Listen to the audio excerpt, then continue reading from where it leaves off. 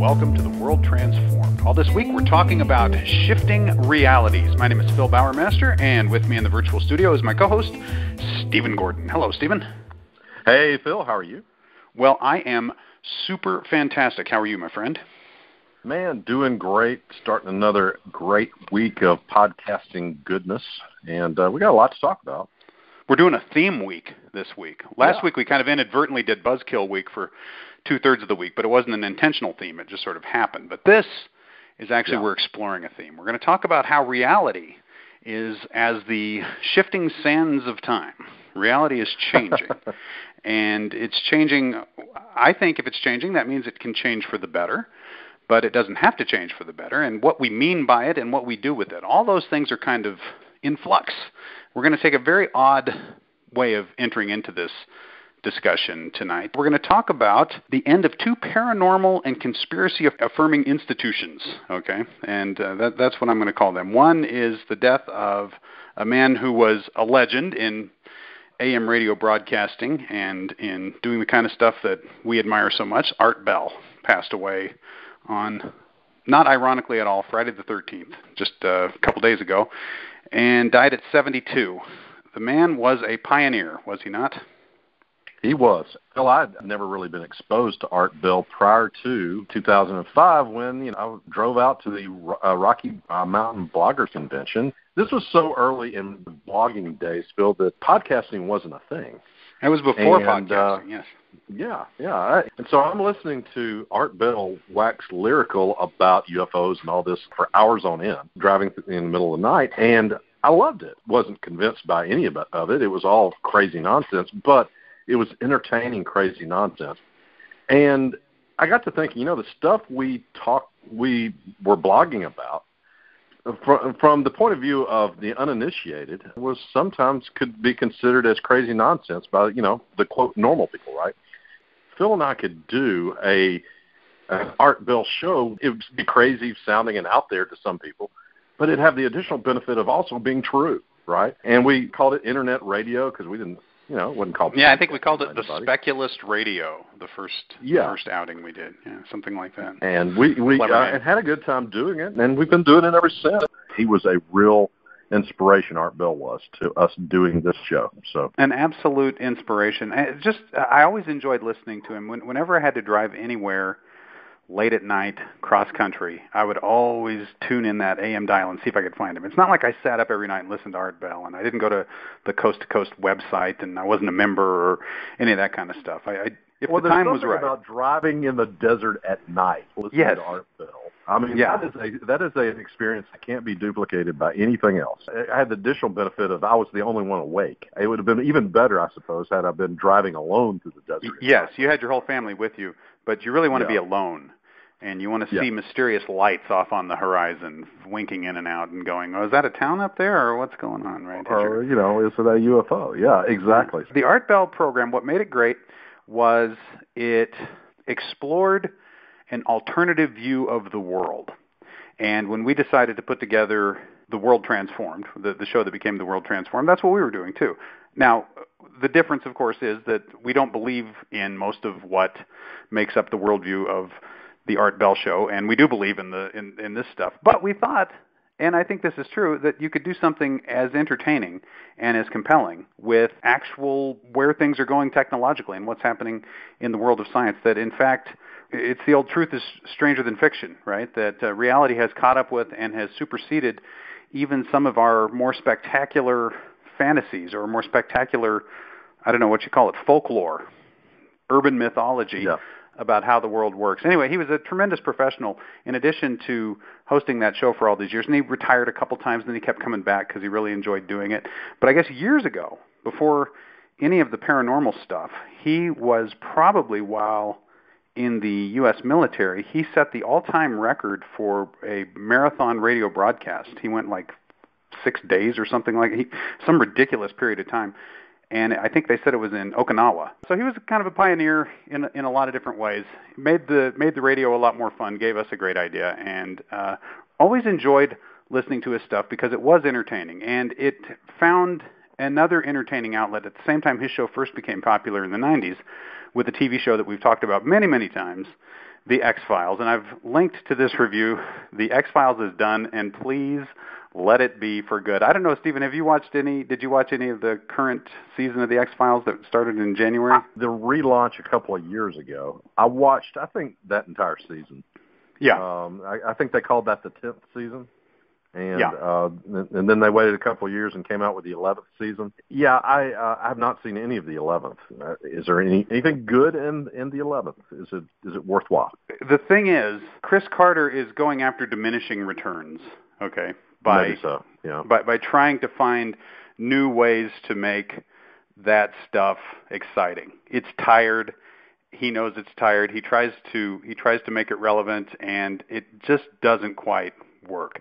I felt that there were a couple of really outstanding episodes in this most recent season, but they were not the Myth Arc and not the Monster of the Week. Do you remember the occasional humor episodes they would do, the comedy episodes they would do?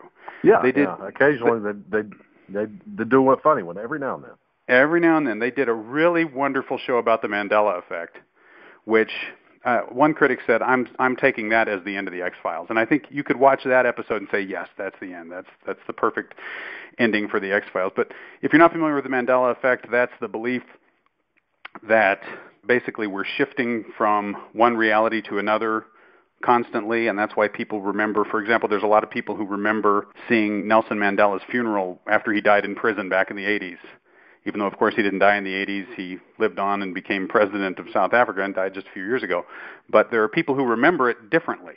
And there are people who remember a lot of different things differently. The one we talked about when we did a show about this a couple of years ago was the Berenstein versus Berenstain Bears, right?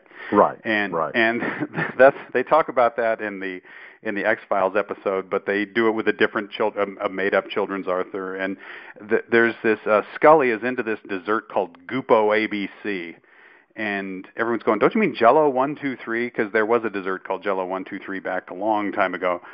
And she's like, no, this was like that, but it was Gupo ABC, and she's the only one who can remember it. And Mulder has his all-time favorite Twilight Zone episode.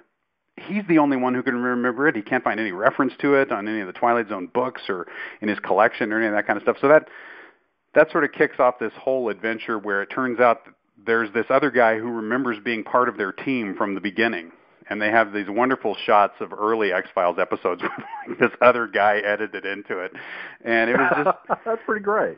It was really funny. They show the last adventure that those three had together, and it really just kind of wrapped up the X-Files in a good way. But meanwhile, although he's wrapping it up from a comedic standpoint, he keeps the myth story going, and it's just gotten less and less plausible. Not that it was ever terribly plausible.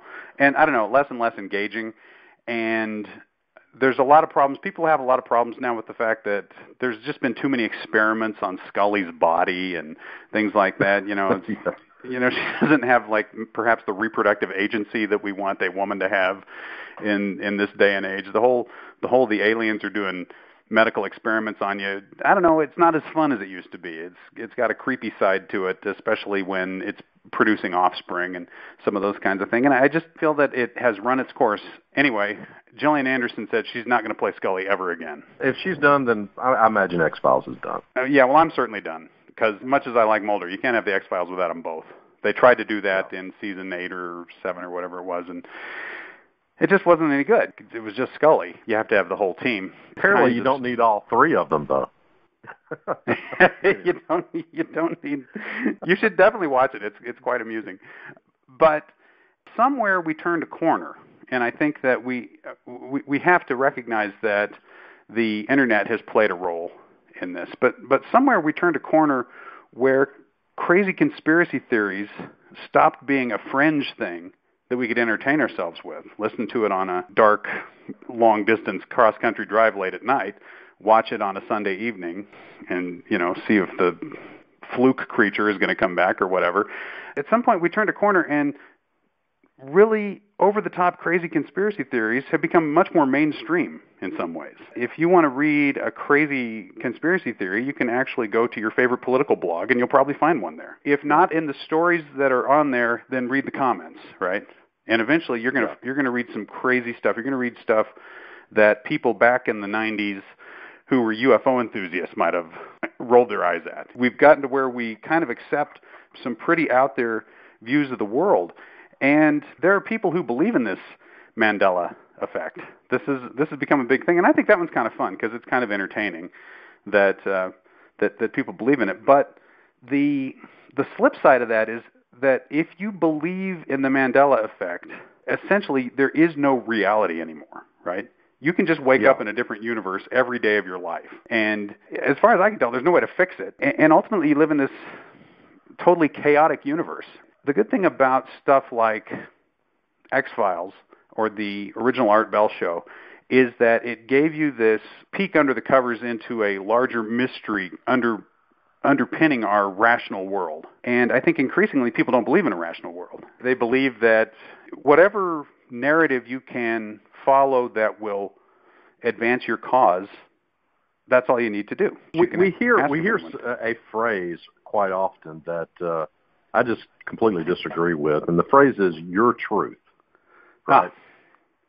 You've got your truth, Phil, and who am I to say that your truth is wrong, even though you believe in a flat Earth?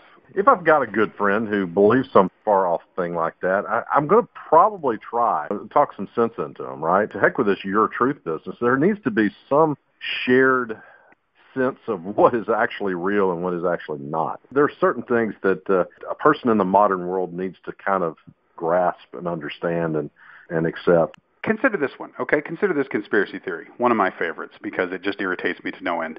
The moon landing was fake, right?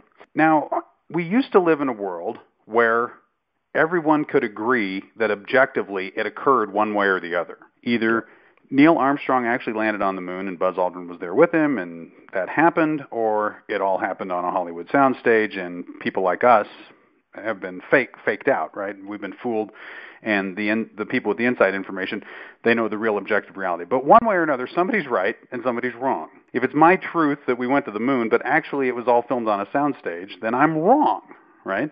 Yeah, you're objectively wrong. There's such a thing as objective truth. Now, if the Mandela effect is true, it's possible, Stephen, that I come from a universe where it was faked. Okay, that's the thing. I'm from the universe where it's real, and so we really do have your truth and my truth. Exactly. Your truth and my truth actually can more or less be objective. And not everybody believes in the Mandela effect, but I think people sort of believe in it more than they realize. They don't call it that, but that's effectively where we end up. I was talking about this poll on Facebook the other day that showed that a growing number of people question whether the Earth is actually round, right? It was the whole flat Earth thing.